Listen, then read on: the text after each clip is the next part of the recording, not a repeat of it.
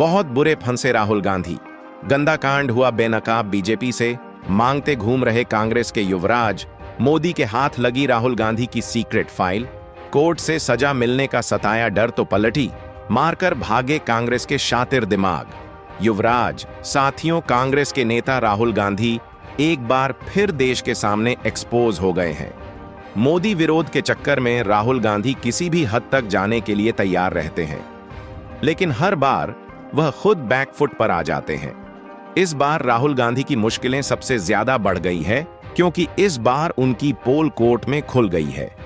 वहीं संविधान हत्या दिवस के अवसर पर बीजेपी ने कांग्रेस और राहुल गांधी पर तीखा हमला बोला।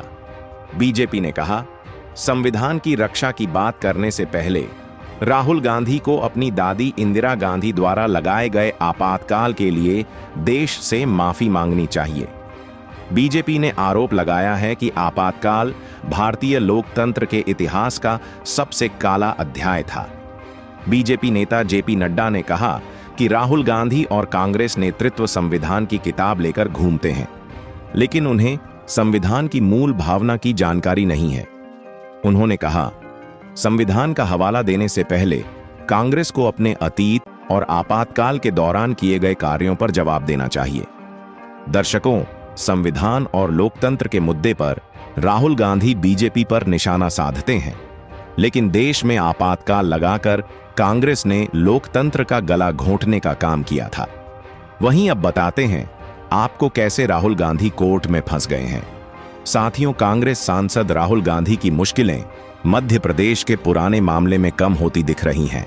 दरअसल राहुल गांधी ने केंद्रीय मंत्री शिवराज सिंह चौहान के बेटे कार्तिकेय सिंह चौहान द्वारा दायर मानहानि केस में हाई कोर्ट के सामने लिखित रूप से खेद व्यक्त किया है।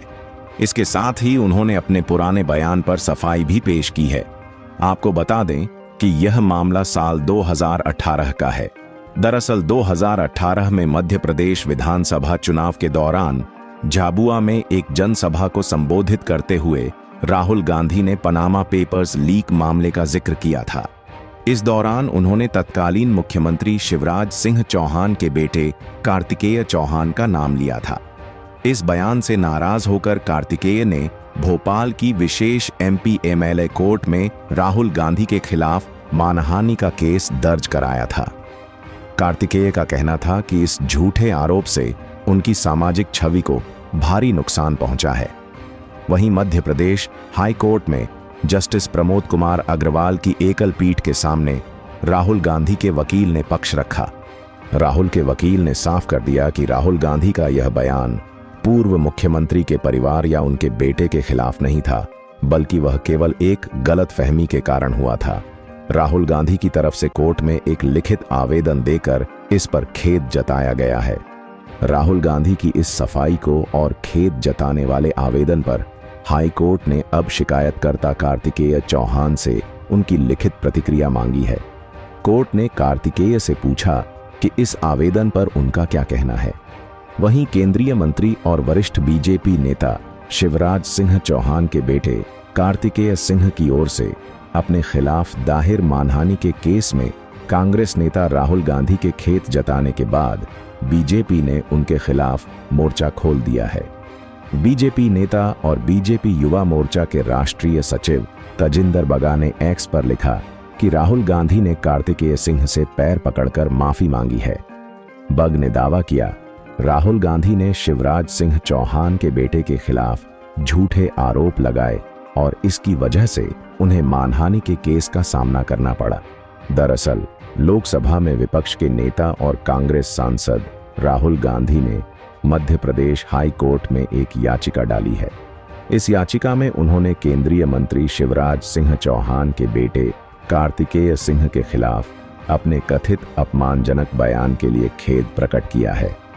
राहुल गांधी द्वारा खेद प्रकट करने को लेकर बीजेपी आईटी सेल के प्रमुख अमित मालवीय ने एक्स पर लिखा कि शायद राहुल गांधी को अपना मिडिल नेम सॉरी रख लेना चाहिए।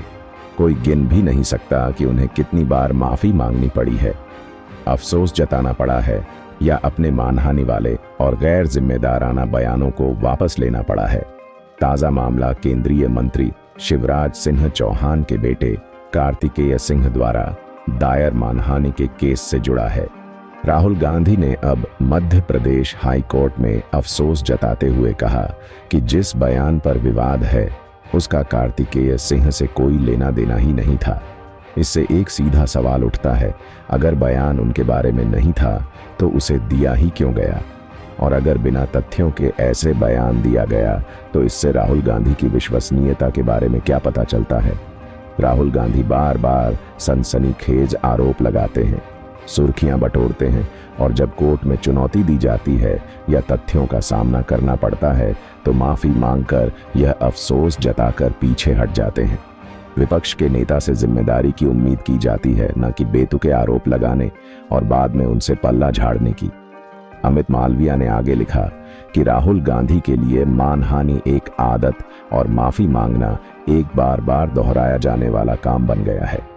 देश को ऐसे नेता से बेहतर की उम्मीद है जो पहले बोलता है बाद में सोचता है। तो देखा आपने कैसे एक बार फिर राहुल गांधी एक्सपोज हो गए हैं। एक बार फिर राहुल गांधी का प्लान फेल हो गया है।